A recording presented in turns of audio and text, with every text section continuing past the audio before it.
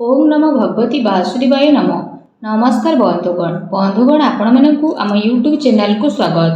बंधुगण आज भिडियो रे आमे आपण मानकु कहिबाकु जाउछु आपणक पई आज आसंता कालीर दिनटी किपरि साब्यस्त हेबो, ए दुई दिन आपणकु किपरि कटेइबे, केउ सबु जिनिस रे आपणकु फायदा मिलिबो आउ केउ सबु जिनिस रे आपणकु सावधानता अवलंबन करबा पई पड़िबो, आपणकर लव लाइफ किपरि रहिबो, कैरियर किपरि रहिबो, बिजनेस आउ व्यापार किपरि रहिबो, ता सहित स्वास्थ्यर महत्वपूर्ण इनफॉरमेशन मध्ये आमे आपण मानकु देबु।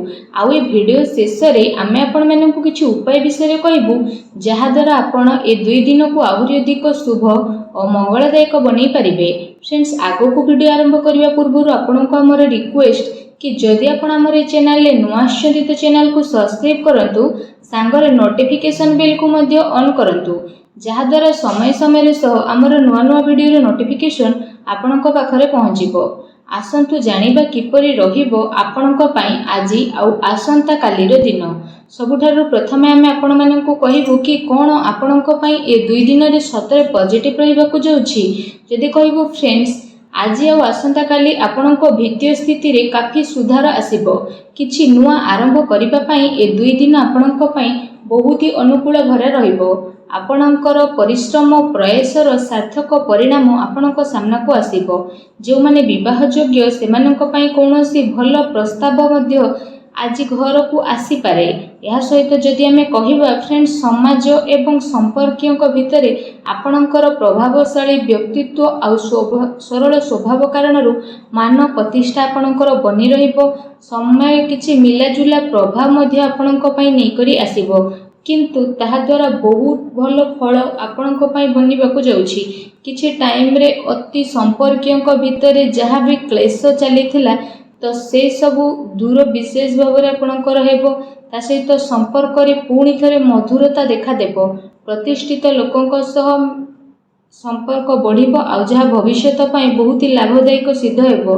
धार्मिक स्थल को जीवार प्रोग्राम मध्ये आपणकर बनिबो, जहा द्वारा बहुत अधिक शांति एवं हल्कापन आपण विशेष भाव में अनुभव करिवे। घरे सुख सुविधा संबंधित वस्तुर किणा किणी मध्ये करिवे। कोनोसी दामी उपहार मध्ये आपनको मिली पारे।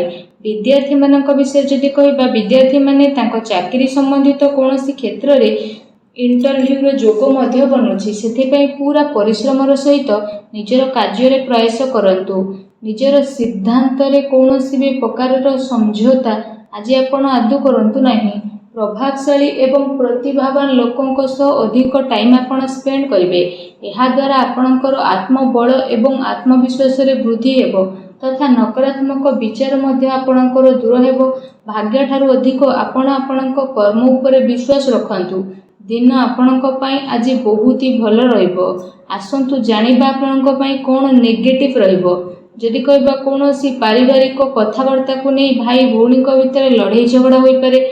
घरर वृद्ध लोकों द्वारा सम्मान को खराब हेबाटू आपण बंचई रखंतु।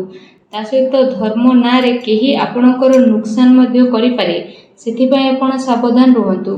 घरर कोनोसी वृद्ध लोकों स्वास्थ्य को लेके आपणकर चिंता रहिबो। डॉक्टर को पाखक मध्ये आपण जाई पारती।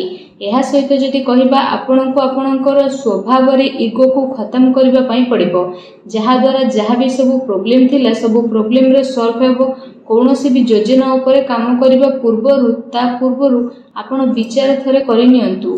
कोनोसी दुखद समाचार मिलिबा कारणरु किछि टाइम रे आपणको मन रे उदासी आ नकारात्मक विचार मध्ये आसी पारे, किंतु आपण शीघ्र ही से सबरु बाहर को बाहरिबे। विद्यार्थी वर्ग पाठ पढ़ा अपेक्षा फालतू कथाबार्ता रे ध्यान केंद्रित करिवे। निजर महत्वपूर्ण कागज पत्र को बहुत ही अधिक संभाली के रखंतु, काहेकि ना जदि हजि जीवो तो मिलिबा बहुत ही कष्ट साध्य हेबो। घरे छोट कथा रे अकारण रे चिंता उत्पन्न हेबो, सेथि पई अधिक क्रोध करिबा ठारू दूरी रुहंतु। सामाजिक गतिविधि रो अधिक ध्यान न देई कि किछि अति संपर्कीय लोक आपणक ऊपर नाराज होई पारंती, किंतु एक कथा ऊपर ध्यान न देई आपण आपणकर कर्म ऊपर लागि रखंतु। घरर वरिष्ठ लोकंकर मान सम्मान अवश्य बनिकी रखंतु। आसंतु जानिबा आपणकर लव लाइफ किपरि रहिबो। तो जीवन साथींकर भावनार आपण सम्मान करंतु। एहा द्वारा संबंध आहुरी अधिक मजबूत हेबो। ପ୍ରେମ ସମ୍ବନ୍ଧ ଆପଣଙ୍କର ମର୍ଯ୍ୟାଦାପୂର୍ଣ୍ଣ ରହିବ। କୌଣସି ବିପରୀତପୂର୍ଣ୍ଣ ଲିଙ୍ଗୀ ଅଚାନକ ମିଳିବା କାରଣରୁ ଆପଣଙ୍କୁ ଆଶ୍ଚର୍ଯ୍ୟଜନକ ପ୍ରସନ୍ନତା ମଧ୍ୟ ଅନୁଭବ ହେବ। ଘର ପରିବାରର ବାତାବରଣ ବହୁତ ହି ସୁଖଦପୂର୍ଣ୍ଣ ରହିବ। ପତି ପତ୍ନୀଙ୍କ ଆପୋଷିକ ସହଯୋଗ ଆପଣଙ୍କ ଘରେ ସୁଖ ଶାନ୍ତି ବନେଇକି ରଖିବ।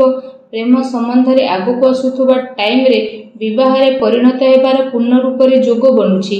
ଜୀବନ ସାଥୀଙ୍କର ଆପଣଙ୍କୁ ଏବଂ ଆପଣଙ୍କ କାର୍ଯ୍ୟରେ ପୂର୍ଣ୍ଣ ରୂପରେ ସହଯୋଗ ମଧ୍ୟ ମିଳିବ ତଥା ଘରେ ମଧ୍ୟ ଆପଣଙ୍କର ସକାରାତ୍ମକ ବାତାବରଣ ବନି ରହିବ। ଏହା ସହିତ ଫ୍ରେଣ୍ଡସ୍, ନିଜର ବ୍ୟସ୍ତତାରୁ ଆପଣ କିଛି ଟାଇମ ବାହାର କରିବେ ଆଉ ଯାହାଦ୍ୱାରା ଆପଣ ଆଗକୁ ମଧ୍ୟ ବଢ଼ିବେ। ପରିବାରରେ ପିଲାଙ୍କ ପାଇଁ ଆପଣଙ୍କ ସମୟ ମଧ୍ୟ ଦେବେ, ଯାହାଦ୍ୱାରା ପରିବାରରେ ଆପଣଙ୍କର ରେସ୍ପେକ୍ଟ ଆହୁରି ଅଧିକ ବଢ଼ି ମଧ୍ୟ ଯିବ। ଆସନ୍ତୁ ଜାଣିବା 2 ଦିନରେ ଆପଣଙ୍କର ବ୍ୟବସାୟ କିପରି ରହିବ। ଯଦି କହିବା ବ୍ୟବସାୟରେ ଏବେ ବର୍ତ୍ତମାନ ପରିସ୍ଥିତିର ପ୍ରଭାବ ବନୁଅଛି। ଧନ ସମ୍ବନ୍ଧିତ ଲେଣ ଦେଣରେ ବହୁତ ଅଧିକ ଆପଣ ସାବଧାନ ହୋଇକି ରୁହନ୍ତୁ, କାରଣ ଧୋକା ହେବାର ସମ୍ଭାବନା ମଧ୍ୟ ବନୁଛି। ଚାକିରି ପେଶା ବ୍ୟକ୍ତିଙ୍କର ଅଫିସର ମାହୋଲ ବହୁତ ହିଁ ଶାନ୍ତିପୂର୍ଣ୍ଣ ବନିକି ରହିବ। କାର୍ଯ୍ୟକ୍ଷେତ୍ରରେ ଯଦି କୌଣସି ପ୍ରକାରର ନିବେଶ କରିବା ପାଇଁ ଚାହୁଁଛନ୍ତି ତ ବିଶେଷ ଭାବରେ ସେସବୁ କାର୍ଯ୍ୟକୁ ବହୁତ ଗମ୍ଭୀରତାର ସହ ଆପଣ କରିବେ। ଏହାଦ୍ୱାରା ଆପଣଙ୍କୁ ବହୁତ ହି ଭଲ ରେଜଲ୍ଟ ପ୍ରାପ୍ତ ହେବ। ଦିନ ଆପଣଙ୍କ ପାଇଁ ବହୁତ ହି ଭଲ ରହିବ। ଚାକିରିରେ ନୂଆ ସମ୍ଭାବନା ମିଳିବାର ଆଶା ରହିଛି। ଏହା ସହିତ କାର୍ଯ୍ୟକ୍ଷେତ୍ରରେ ଅନ୍ୟର ହସ୍ତକ୍ଷେପ ଦ୍ୱାରା କର୍ମଚାରୀଙ୍କ ଭିତରେ ମତାନ୍ତର ହୋଇପାରେ, ସେଥିପାଇଁ ନିଜର ନିର୍ଣ୍ଣୟକୁ ପ୍ରାଥମିକତା ଦିଅନ୍ତୁ ତଥା ବ୍ୟବସାୟିକ ଗତିବିଧିରେ ନିଜର କଡ଼ା ନଜର ରଖନ୍ତୁ। ଏହା ସହିତ ଚାକିରି ପେଶା ବ୍ୟକ୍ତିମାନେ ଅଫିସରେ ପଲିଟିକ୍ସର ଶିକାର ହୋଇପାରନ୍ତି, ତେଣୁ ଟିକେ ସାବଧାନ ରୁହନ୍ତୁ। ଏହା ସହିତ ଏ ଦିନରେ ଆପଣ କୌଣସି କାରଣରେ କାର୍ଯ୍ୟକ୍ଷେତ୍ରରେ ଅଧିକ ଟାଇମ ଦେଇପାରିବେ ନାହିଁ, କିନ୍ତୁ ସହଯୋଗୀ ଆଉ କର୍ମଚାରୀଙ୍କର ଉଚିତ ସପୋର୍ଟ ଆପଣଙ୍କୁ ମିଳିବ। ଚାକିରି ପେଶା ବ୍ୟକ୍ତିବିଶେଷଙ୍କୁ ନିଜର ଉଚ୍ଚ ଅଧିକାରୀଙ୍କର ପୂର୍ଣ୍ଣ ରୂପରେ ସହଯୋଗ ପ୍ରାପ୍ତ ହେବ ଏବଂ ବ୍ୟବସାୟିକ କ୍ଷେତ୍ରରେ ଆପଣଙ୍କର କାର୍ଯ୍ୟକ୍ଷମତାରେ ବହୁତ ଅଧିକ ସଫଳତା ମିଳି ମଧ୍ୟ ଯିବ। ସେଥିପାଇଁ ପ୍ରତ୍ୟେକ କାର୍ଯ୍ୟକୁ ଆପଣ ବିଶେଷ ଭାବରେ ବହୁତ ଗମ୍ଭୀରତାର ସହ କରନ୍ତୁ। ଚାକିରି ପେଶା ବ୍ୟକ୍ତିଙ୍କୁ ତାଙ୍କର କାର୍ଯ୍ୟକ୍ଷମତା ପାଇଁ ପ୍ରୋତ୍ସାହନ ପ୍ରାପ୍ତ ହେବ, ଯାହାଦ୍ୱାରା ସେମାନଙ୍କ ମନ ବହୁତ ହି ପ୍ରସନ୍ନ ମଧ୍ୟ ରହିବ। ଆସନ୍ତୁ ଜାଣିବା ଆପଣଙ୍କର ସ୍ୱାସ୍ଥ୍ୟ କିପରି ରହିବ। ଯଦି କହିବେ 2 ଦିନରେ ଆପଣଙ୍କ ସ୍ୱାସ୍ଥ୍ୟ ବହୁତ ହି ଉତ୍ତମ ରହିବ ତଥା ଆପଣ ଊର୍ଜାରେ ଭରପୁର ରହିବେ। ଆପଣ ନିଜେ ନିଜକୁ କାଫି ସୁଖୀ ଆଉ ଚିନ୍ତାମୁକ୍ତ ମଧ୍ୟ ଅନୁଭବ କରିବେ। ତା ସହିତ ଏ ଦିନର ସମୟ ସ୍ୱାସ୍ଥ୍ୟ ଦୃଷ୍ଟିରୁ ବହୁତ ହି ଭଲ ସମୟ ରହିବାକୁ ଯାଉଛି। ଏହା ସହିତ ଯଦି କହିବା ନିଜର ସ୍ୱାସ୍ଥ୍ୟକୁ ଆହୁରି ଅଧିକ ଭଲ ରଖିବା ପାଇଁ ଆପଣ ପ୍ରତ୍ୟେକ ଦିନ ଯୋଗ କରନ୍ତୁ, ବ୍ୟାୟାମ କରନ୍ତୁ ଏବଂ ସୁସ୍ଥ ରୁହନ୍ତୁ। ଆସନ୍ତୁ ଜାଣିବା ଏ 2 ଦିନରେ ଆପଣଙ୍କ ପାଇଁ କ'ଣ ବିଶେଷ ଉପାୟ ରହିଛି। ଆମେ ଆପଣମାନଙ୍କୁ ଯେଉଁ ଉପାୟ ବିଷୟରେ କହିବାକୁ ଯାଉଛୁ, ଏ ଉପାୟ ଆପଣ ସନ୍ଧ୍ୟା ସମୟରେ କରିପାରିବେ।